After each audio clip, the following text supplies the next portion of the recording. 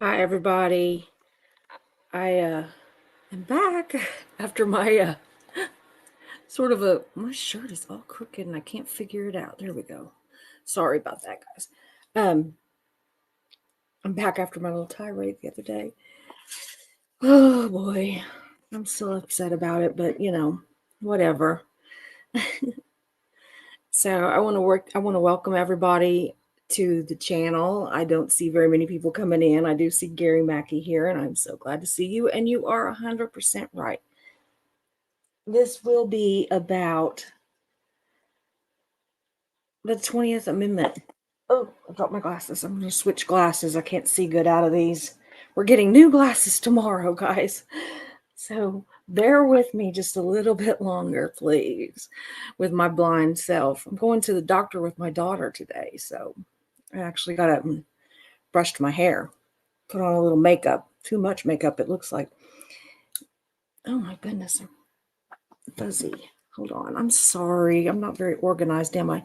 Okay. I did want to say there will be absolutely, please, please, y'all, no political crap. This is not meant to be that. This is about the 20th Amendment and what happens, God forbid, seriously, should a presidential or vice presidential candidate die or decide to withdraw from the race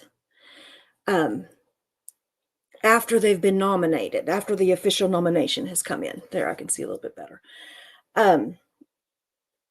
So please, please, I don't want any politics. And to my mods, if you're in here or when you're in here, please just if people start getting crappy about it, then boot them.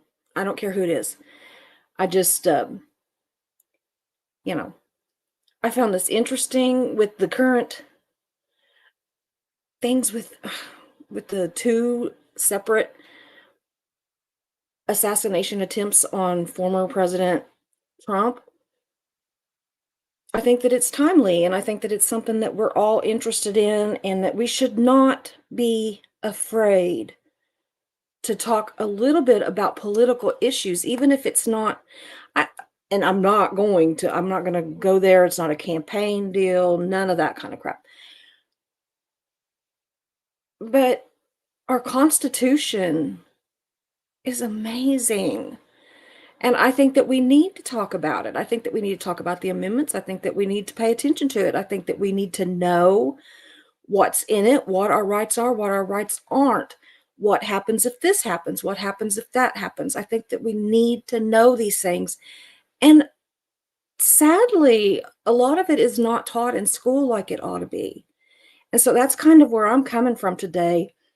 I literally didn't know. I asked Mark one day, we were going somewhere. I don't even remember now, guys, but we were going somewhere. And I said, Lord, there's been another, attempt on Trump, and this is ridiculous. I cannot stand the thought of somebody just murdering someone, even if it's somebody I like or don't like. I don't care who it is. I don't like. It's not right. Murder's not right, and assassination is murder. And so I think it's the 20th. Is it the 20th? I think it's the 20th Amendment, but I could be wrong, guys, because I wasn't born in a cult, but I have chemo brain. So anyway, today we're going to talk about that. Please, nobody get shitty. Please. So I'm excited to talk about it. It's the 25th. Okay. Oh Lord, say I don't even know what we are. It's an amendment, y'all. Okay, go read the Constitution. I need to do it apparently too. I took notes, but Lord have mercy. Uh, yeah, it's about the 25th Amendment and the party rules for replacing a candidate. Absolutely, absolutely right with that one, Gary. Absolutely. Um, Joel says that when it comes to politics, there's always a danger of going off the rails. So this is me going away. Have a good stream. Good luck. That is absolutely fine. I understand, Joel. I just don't want it to be what you're afraid it's going to be. And I am instructing my mods seriously. If anybody starts in, just boot them. They don't even need warned. They've already been warned. So anyway, it's good to see you. Was good to see you, Joel and Gary and Cece. Raised in a cult, huh? I didn't know that. Or I'm not remembering it. God, there's so many things my brain is not working today. Y'all, I started my chemo back up, because I go 2 weeks on and then a week off and 2 weeks on and a week off, all the way to the end of November. And so I am day just 3. 3 and 4 are my worst days.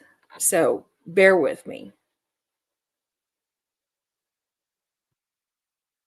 Yes, the 20th, that's right, that's where I got it. The 20th amendment is the reduction in time, absolutely, between the election and taking office. You're right. See, I know these things, but I forget. Cece says, "Keep giggling and we'll be fine." Yeah, Freebird's good to see you. I understand you're an Aussie and it's of no relevance. I understand, but thanks for the thumbs up, and I will catch you next time. Okay, I'm gonna go ahead and get this started. I don't know why I'm nervous about it because I'm more nervous about um oh yeah. You'll have to get a hold of me, CC, and maybe we could do a live together or something. That would be fun. It's good to see you, and I hope you spend lots of time with us. So anyway, I'm going to get started. I'm not nervous about the information because I know what I've done, and I know that it's not bipartisan in any way, shape, or form, and it would fit for any candidate. I mean, this time, yeah, we've had issues with it being Trump, but it could be anybody, guys, anybody. And it's not right. So anyway, that's what I'm going to talk about today is what happens if. Not that we want it to happen, but what happens if, you know? Okay. Oh, my sinuses are draining. So hello everybody, welcome to the show. I want to preface this with a warning. This is for information on a very specific topic and the national rules surrounding this topic. Yes, it's political, but no, it's not about parties or candidates or anything other than very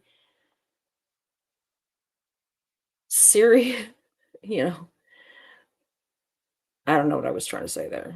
Oh, I think it's very serious and timely. That's what I was saying. My question is, what if? So, with that said, I know it's no secret that I'm not a Trump fan, but I don't want him killed. I do not wish any harm to come upon him. This is simply a topic that I questioned myself due to the fact that there have been, I don't know why that is doing that there have been 2 assassination attempts on his life. And I would be doing this if there had been 2 assassination attempts on either Biden or now Kamala Harris. So it doesn't matter to me who it is. It's not right, but I want to know what happens. Should it happen? God forbid. Okay. So let's get political a little bit, y'all. Okay, so with the 2 assassination attempts on former President Donald Trump, who is currently running for office against Kamala Harris, I thought about what happens if a presidential candidate dies after the official nomination has been made. So like after the Republican National Convention or the Democrat National Convention has met and and legally certified them as the candidates. So I did some digging, and a lot of y'all might already know this information, but I either knew it and forgot or didn't know it. So I found it interesting, and I found there's a few other little things in here that I think that like little historical things, because I'm a history freak. I love anything that's history and political history. I find it so fascinating, and so that's the place I'm coming from. So, did you know that no presidential candidate has either died or withdrawn from a major party nomination after winning the general election or before taking office? I think that's pretty interesting. I mean, so after they got elected, but before they took office, there's never been a president that has died or said, "Never mind." I don't want that'd be me. I'd be like, "Never mind. I was just joking. I didn't think I'd win." But one vice presidential candidate died after he was nominated, but before the general election, and another dropped off of his party's ticket. So that would be like in the situation we're in right now. We've got all the candidates, right? The president and vice president candidates for all the parties, but I'm mainly going, I'm talking about the two major ones. Um, and we are between the nomination and the general election, barely. We're kind of smack in the middle, right? Because it's going to be right here pretty quick. The procedures for finding replacements for candidate vacancies are guided by federal and state laws and party regulations. So there's state laws, federal laws, and party laws, okay? Since the time of Andrew Jackson's run for the presidency, see, this is where it gets into my line of territory because I love the history stuff. So, since the time of Andrew Jackson's run for the presidency in 1828, individual parties have had the job of filing any vacancy on their national ticket, either that of their presidential or vice presidential candidate. If one of the candidates vacate the ticket after they've been nominated, either due to death or withdrawal, the party selects a replacement. See, I didn't know that. I didn't know how they did that. I didn't know. Nah. And maybe I did, y'all, but my brain. So anyway, I really wasn't sure whether the party them like the delegates or whatever they're called, the ones that run the national conventions, the Democrat National Convention or the Republican. So I think it's interesting. I didn't know that they pick it. I didn't know if there would have to be yet another some kind of I just didn't know. I didn't know how they were going to do it. And so I assumed I think that it was you know, the conventions that did it, but I just wasn't 100% sure. Anyway, both Republicans and Democrats have rules in the bylaws about how to fill the vacancy on their national tickets. The party chair calls a meeting of the national committee, and the committee members at a meeting to fill the vacancy or have a meeting to fill the vacancy on the ticket. A candidate must receive a majority of the committee votes to win the party's nod. So they get together, they figure out who they want, and they vote on them. But they have to get the majority of the committee in order to then become the new candidate. So I think that's kind of cool. The same process would happen if the vacancy happens after the general election, but before the electoral college voting. So y'all understand, right? Because this is a whole other thing that's confusing to me. But I get it, but it's just weird. So we have the general election, and so like I'm just going to go at it from Oklahoma because that's where I'm at. So we have the general election. We all vote. I'm going to use the last presidential election because we don't know what's going to happen in this one. This is probably the same thing, but we don't know. So in the last presidential election, the majority of Oklahomans voted for Trump. So our electoral college, there's people that are they're put into these positions, and they vote supposedly to represent the states. Okay. Why? That would be a good one. If anybody knows, let me know. Because to me, why can't we just go by the general election? everybody in Oklahoma, not everybody, but because not me, but anyway, but everybody, the majority of people in Oklahoma voted for Trump. Why can't those votes, however many he got, just be, you know, go towards Trump? And then if somebody else voted for whoever, then they would go towards whoever. And so I don't understand why we have to have the Electoral College, but they do vote after the general election. And the thing is they can get kind of sneaky, y'all, and not vote how their state went. They're really not supposed to, but they can. And so that, there's always, because otherwise we wouldn't have to worry about them. We would just know that, oh, well, these are going to vote that way and these are going to vote that way. But we have to wait and see how they vote. And I'm not saying it's not confusing, because it is. But it's interesting. And I'm going to dig into that. I'm going to dig into the Electoral College, even if it's just for me. So anyway, I'm going to dig into it a little bit, y'all.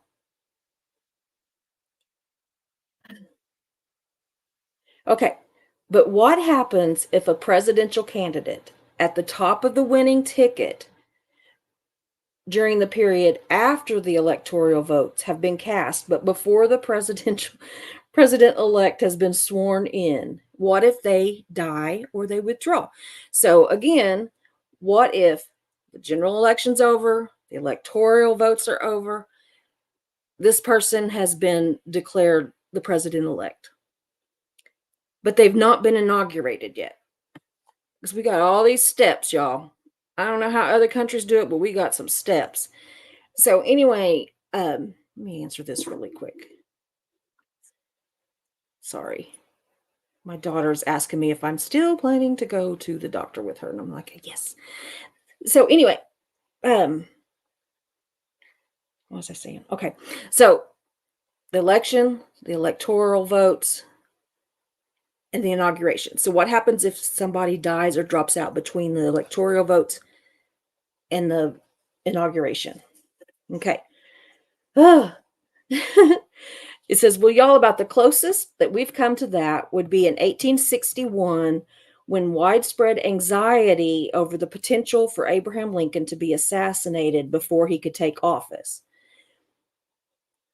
So, or that the counting of the electoral votes at that time, which were done on the morning of the inauguration, which was March 5th back then, would be disrupted. So basically, there back in 1861, the electoral votes and the inauguration took place the same day. So there wouldn't be any space really between the two. But anyway, so what if what if the person withdrew then, or died? So no president has actually failed to be sworn into office, but there are rules for what would happen if it did occur. Okay, so that's good to know that no president has actually done that. They became law with the 20th Amendment in 1933. The amendment was passed primarily to shorten the time between the general election and the start of the new administration. Inauguration was moved from March to January, so they did that. Okay, but it also specified that if a president-elect has died or withdrawn at the time of the inauguration, the vice president becomes president. If the president has not yet been qualified by that time, the vice president acts as president until a president has been qualified, which means like the electoral votes and all that. Okay.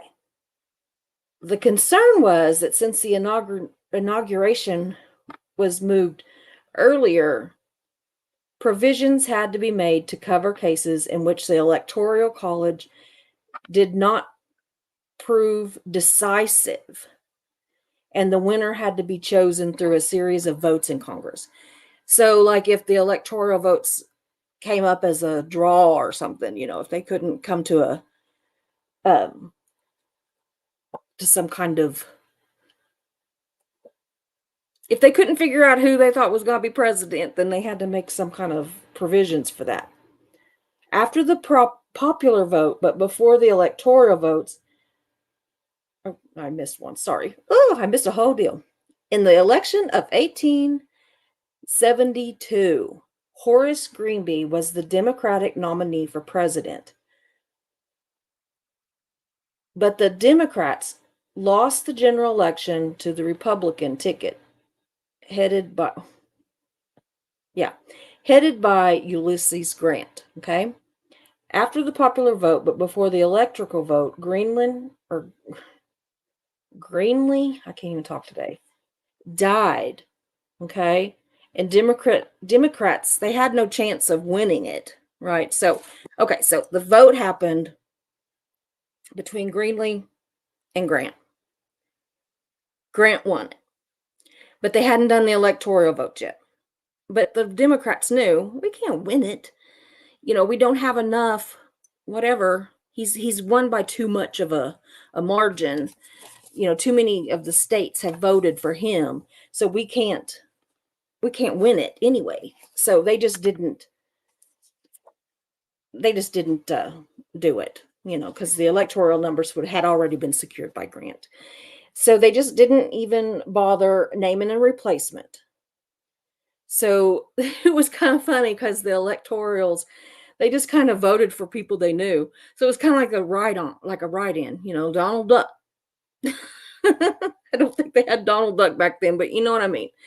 They'd write for their nephew or for anybody they knew. Just they could write for themselves or their wives or whoever, because they knew it wasn't gonna matter. So it was like, a kind of probably the first time that like a write-in vote had kind of occurred.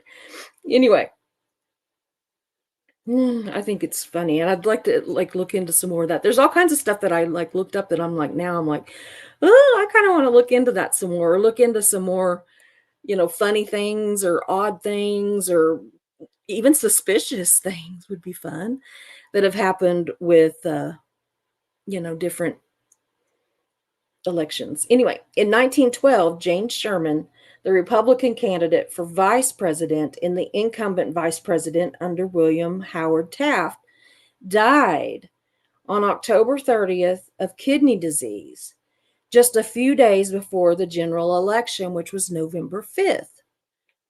That would be sad, wouldn't it? Man, I wonder if he knew. We're talking about back 1912.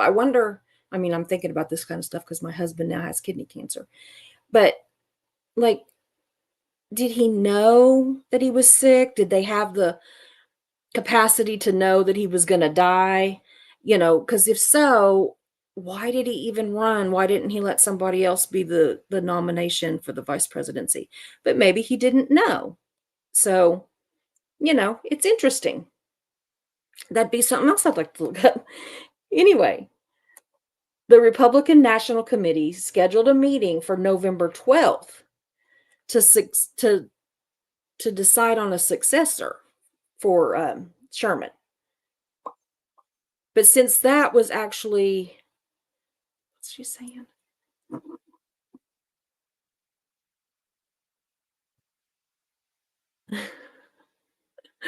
My daughter's still talking to me. I'm sorry, guys. But anyway, since that was actually after the election, then Sherman's name just stayed on the ballot. And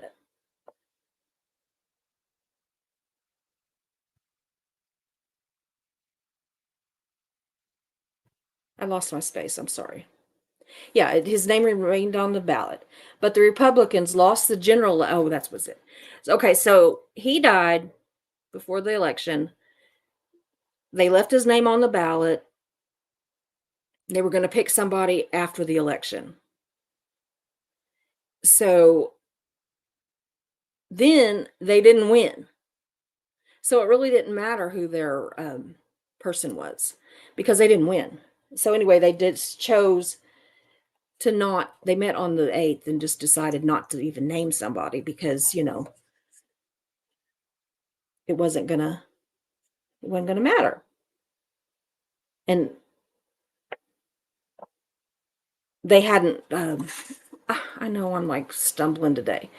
Anyway, they hadn't received enough of the votes to actually, um, secure a win by the Electoral College is what I'm trying to say.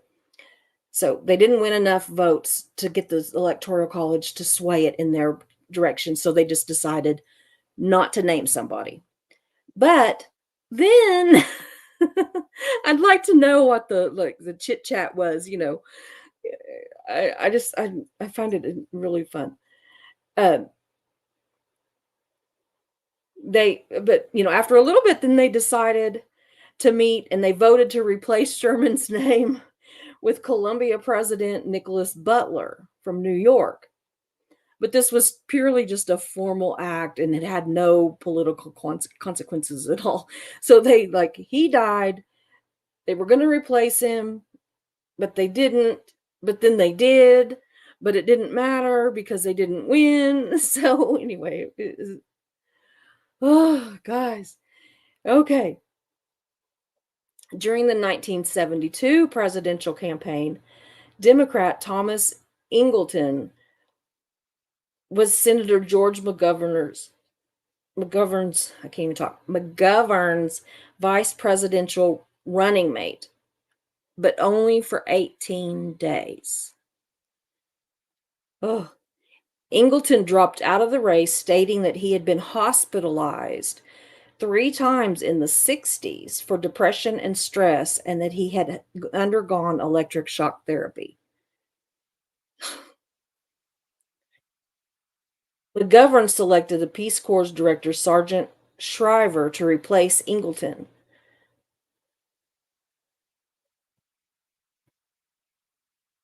But to actually place Shriver on the ticket, the Democrat National Convention met to choose him. So he chose somebody, but then they had to meet to choose him.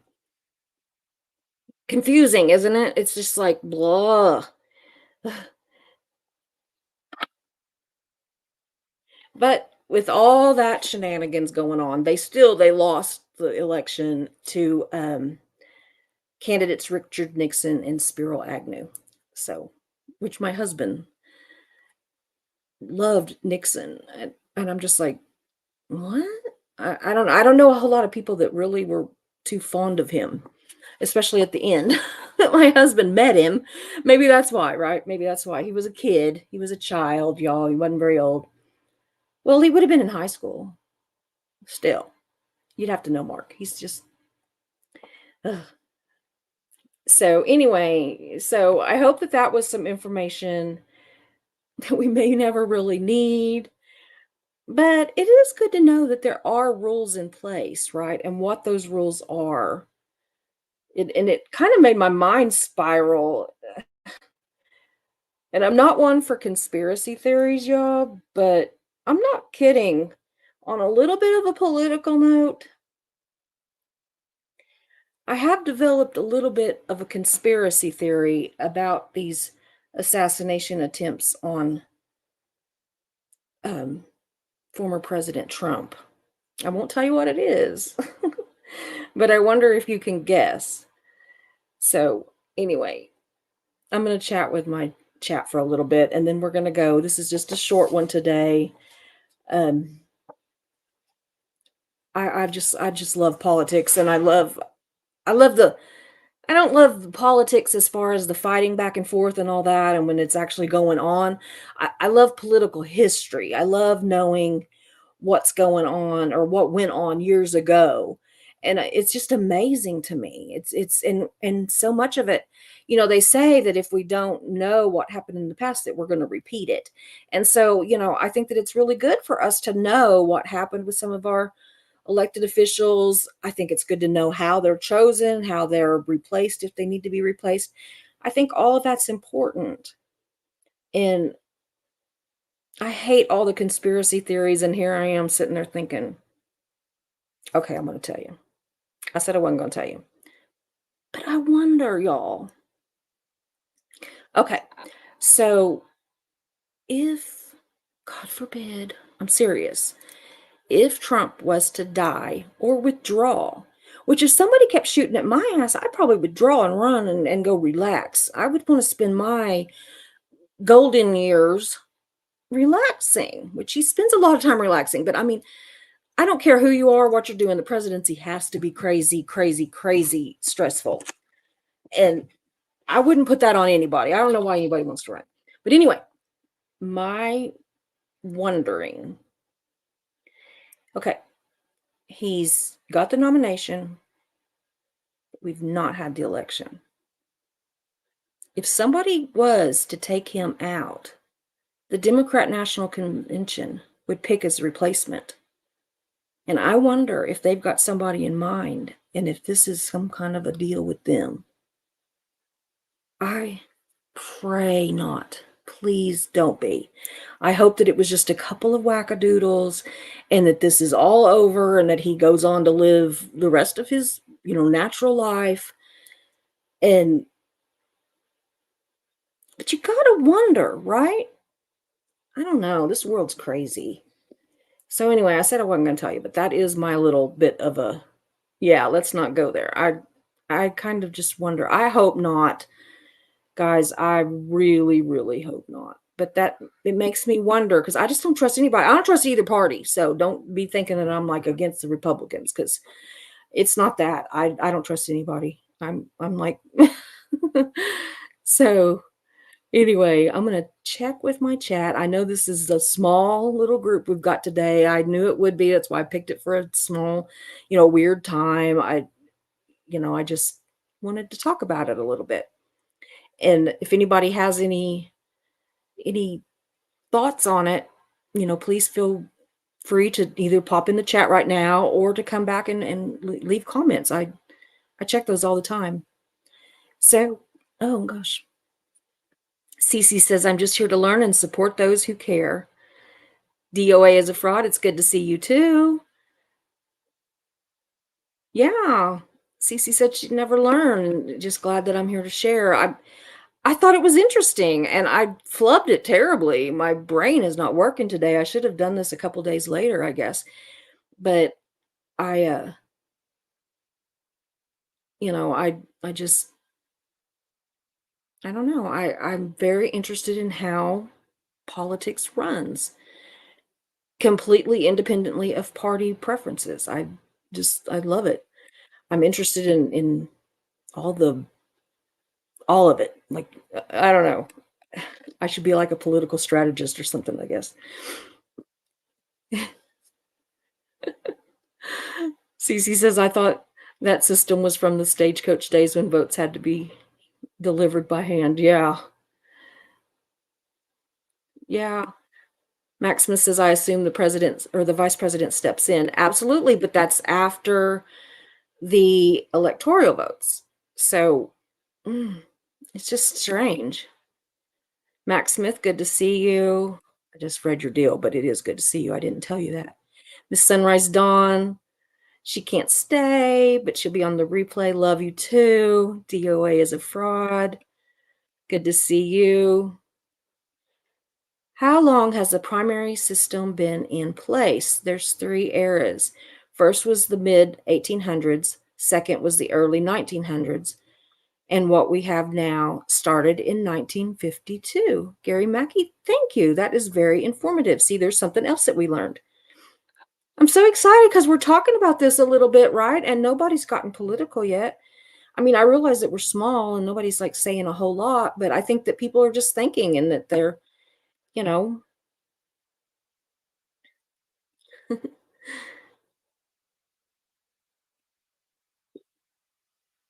Janet from another planet. Good to see you. Thanks for stopping in. Okay, so the story on Mark, real quick. He has a hernia, an abdominal hernia, and it's large. It's like the size of an orange. So we were having, he had a CT scan done to, to look at that and to get more information so that he could have surgery. Well, when they did the CT scan, they found kidney cancer. He has a large mass on his left kidney. It is cancer. but they don't think that it's aggressive. I don't know how they can tell, guys, but they know exactly what kind it is by the CT scan. I don't know. But anyway, they know what kind of cancer it is. They said that that kind of cancer is not aggressive and that it is his cancer has not spread, is what they said. So, that all sounded, positive and everything. So, I got him an appointment with my oncologist, and we went on, was it, I think, Tuesday. So, my oncologist is having a ton of scans done, y'all, and she set him up with a urologist or urology oncology surgeon. So, he's an oncologist, but he's a urologist, and he's supposedly amazing, and I looked him up, and his education is, outstanding, and he's been at it for a few years, not a long time. He's about our age, about my age. So, anyway, she also said that there is some sort of spot or something on his liver, but that she's not convinced that that's cancer. She named what she thought it was, and it was some weird name, and I can't remember what it was. Because whenever they start talking about this, sometimes I just hear like the blood rush in my ears, and so I'm, really trying to pay attention. But anyway, so she said she really doesn't think that that's cancer, but they're doing some kind of a special um, MRI on his liver to make sure that it's not, because she said that the surgeon will want all the information before he goes in to do the surgery. She also said that most of the time with kidney cancer, with a mass that's as large as his is, that they take the entire kidney. So they're probably going to take his left kidney. All of it is so scary to me. I worry 110 times more about him than I ever worry about myself. I just, I know how I feel and what I'm going through and everything. And so, I know, like, I know, but with him, I don't know. And so, he's always so optimistic and he doesn't let things bother him or he doesn't tell me. But, I don't, he's acting as if he's not really concerned. And, he said, one day he was sitting there and I was like saying, "Aren't you scared? Aren't you worried? I mean, talk to me." And he says, "I just figure that if you went through everything that you went through, that I can do this, that it'll be easy." And I just sort of started crying because I thought, oh my God, he just seriously gets it that I have been through a lot, but that this is serious too. And I want him to take it serious. And so they're going to take care of that. I'm going to see if they'll take out the um, hernia while they're in there just to save him another surgery. And so, with hope I'm hoping that's what they'll do. But I don't know. We'll talk to the surgeon. We have an appointment next Tuesday with the surgeon, so we'll meet with him. So I will know more next Tuesday about, what's going on, what they're going to do, at more of a timeline. We're waiting to hear about the scans. They have to get insurance approval. He has no symptoms. He feels great. He he gets tired, but he's 67 years old and he has a very sedentary job and or sedentary, sorry. And so he sits Monday through Friday, well, Monday through Thursday now, because he's went on less hours so that he can take care of me Friday, Saturday, and Sunday, make sure that I'm okay. And the daughters kind of take care of me Monday through Thursday. So, not that I need constant care, but if I do need something, like if I need something, then they're there. And then on the weekends he is there. So anyway, he's doing great. Like I said, he doesn't have any symptoms. He's at work right now. He will be off in a couple hours. He'll get home before I do, and he said, "If you see my truck and you don't see me in the house, I'm in the pool." Because he says this is probably gonna be one of the last days that he gets to, um, get in the pool, and I'm like, "I don't know, it's probably gonna be too cold." But if it's warm, we might have a little pool time this weekend, that's the only time that I don't hurt is when I'm floating in the pool, so, anyway, I I just appreciate you guys so much. I've had so many people that have offered so much, and I've gotten a few donations, through my Cash App and PayPal to help pay for I can't think of what it's called now, the copay on my chemo. Oh, that was another thing. She said that if they take the whole kidney, that should wipe out the cancer if it hasn't spread. And if so, he's not gonna need chemo or anything.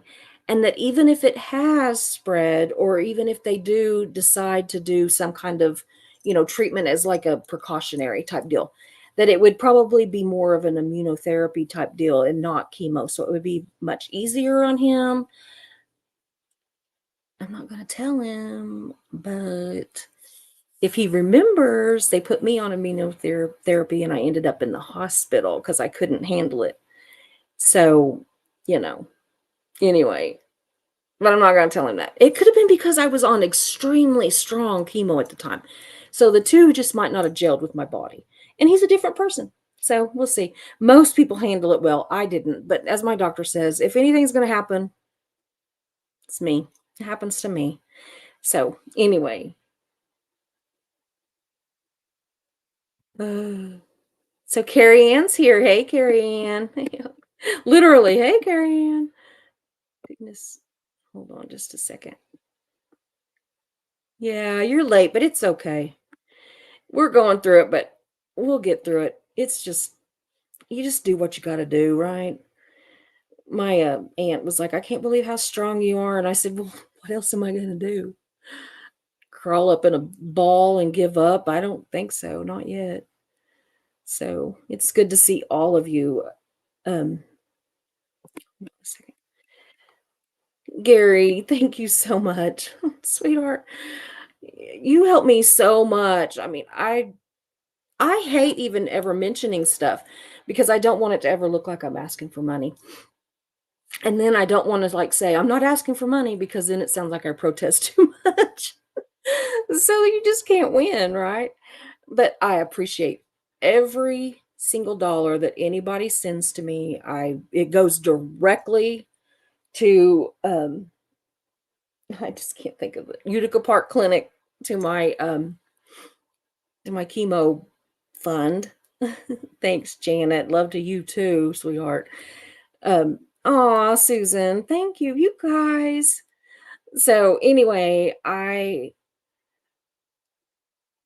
just love this chat. I just love this community. You guys are so great about asking about me and about asking about Mark and everything. And I want to hear your stories too. So please contact me if there's anything that you want to talk about or anything that you're going through. I do believe in prayer, and I know some people don't, but I do. And so if you want me to pray for you or just to have good thoughts for you, just let me know because I will. I absolutely will. And I just, I like to lead with love and respect and all that. And so, I that's just where I'm coming from. So, thank you guys so much for letting me do this little live today. I love, love, love, love talking about the history of politics and how the workings of it. I don't love talking about party bullshit. I don't like I don't like any of that, y'all. I hate it all. Both parties, all parties, ugh.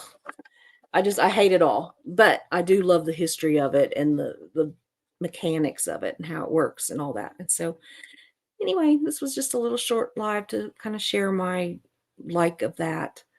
Aw, thank you for the love and the prayers, Kimberly Gabaldon. Thank you so much. I love you guys. Anyway, I am going to get off of here. I appreciate you so much. And I am on my new laptop. I am starting to learn how to work it all. I found out the other day, I saw that it's actually a touch screen, and I didn't know that. But I'm so used to my iPad that I reached up, like, to do something on my iPad or on my laptop, and it did it, and I was just so shocked. So, anyway, oh, DOA, thank you. Thank you so much. Thanks for being a member, Kimberly. You guys are so sweet, but anyway. Oh, the ones mean prayers. So, Janet, the ones mean prayers.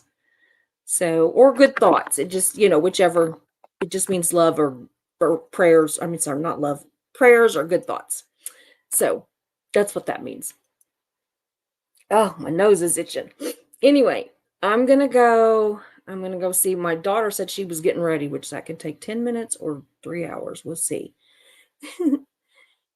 Yes, Gary, I did get a mouse, but um you'll go to the barn and get me one.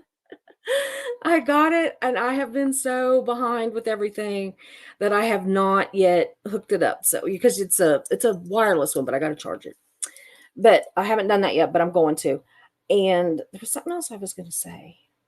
Hmm, had to do with that. Oh, it didn't have to do with that, but it had to do with me being busy. I've got a couple people that are going to come on and tell their stories, and I want to tell them. I'm going to email them in a little bit, but I just want to tell them I've not forgot you. We had to reschedule because of doctor's appointments that came up that I didn't know about, but I'm trying to work around their time constraints and my time constraints and everything. And I was kind of waiting to get through today and tomorrow to see if we get a call about his scans because I don't want to book another live with them and then be like, oh, sorry, can't do it. So, anyway, if you are somebody that I am supposed to be doing a live with, I promise I'm not ignoring you. I will get to you. Sometimes I just fall asleep, y'all. I don't know. I just fall asleep. I just have zero energy. So, anyway, I'm going to go, guys. Thanks for just letting me chat. Thanks for keeping the conversation very non-political. I knew you guys would, but I also knew that going in the middle of the day was a little safer. So anyway, we'll see what happens on the comments, but I will be patrolling them later today. And if there's shitty people, I'll be getting rid of them. Sorry. Anyway, I love you guys, and I will talk to you later.